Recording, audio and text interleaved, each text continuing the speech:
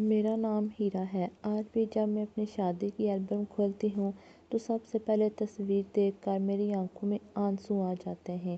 اس تصویر میں اور میرے شوہر فہد مسکرا رہے ہوتے ہیں۔ سب لوگ کہتے تھے اللہ تم دونوں کی جوڑی ہمیشہ سلامت رکھے۔ اس وقت مجھے بھی لگا تھا کہ میری زندگی کسی خوبصورت خواب سے کم نہیں ہوگی۔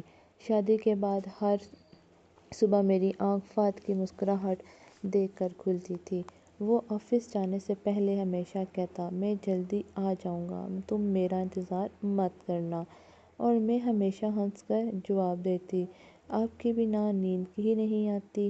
ہم دونوں اکثر رات کو چھت پر بیٹھ کر اپنے مستقبل کے سپنے دیکھتے، کبھی اپنے گھر کی باتیں کرتے، کبھی بچوں کے نام سوچتے، کبھی سوچتے کہ پہلی عید کس طرح منائیں گے۔ مجھے لگا تھا کہ میری زندگی بس اسی طرح گزرے گی، لیکن انسان جو سوچتا ہے زندگی ہمیشہ ویسا نہیں کرتی۔ ایک شام فہد آفس سے گھر آیا تو اس کا چہرہ پہلے جیسا خوش نہیں تھا۔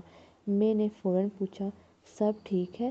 اس نے مسکرانے کی کوشش کی ہاں سب ٹھیک ہے، لیکن میں نے اسے 2 مہینوں میں اتنا تو سمجھ چکی تھی کہ اس کی مسکراہٹ اصلی ہے یا جھوٹی۔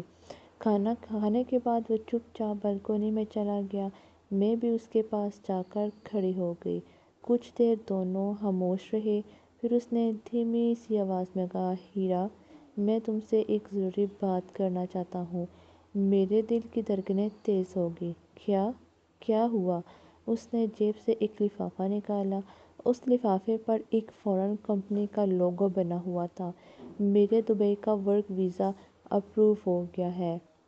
ایک پل کے لیے مجھے لگا شاید میں نے غلط سنا ہے، مطلب اگلے ہفتے مجھے دبئی جانا ہوگا۔ میری آنکھوں کے سامنے سب کچھ دھندلا سا ہو گیا۔ ابھی تو ہماری شادی کو صرف 2 مہینے ہوئے تھے، ابھی تو ہم نے ایک ساتھ کہیں گھومنا بھی شروع نہیں کیا تھا، ابھی تو میں نے اس کی پسندیدہ کھانا بنانا سیکھ رہی تھی، ابھی تو میں اس کی عادتوں کو سمجھ رہی تھی، اور اب وہ جا رہا تھا۔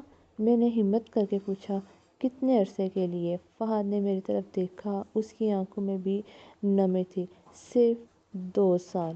صرف؟ یہ لفظ اس نے کتنی آسانی سے کہہ دیا، لیکن مجھے اس وقت 2 سال 2 صدیوں سے کم نہیں لگ رہے تھے۔ اگلا ہفتہ تیاریوں میں گزر گیا۔ پاسپورٹ، ڈاکومنٹس، شاپنگ، پیکنگ وغیرہ سب کچھ اتنا جلدی ہوا کہ مجھے رونے کا وقت بھی نہیں ملا۔ میں روز اس کے کپڑے فولڈ کرتی اور چپ کر آنسو پوچھ لیتی۔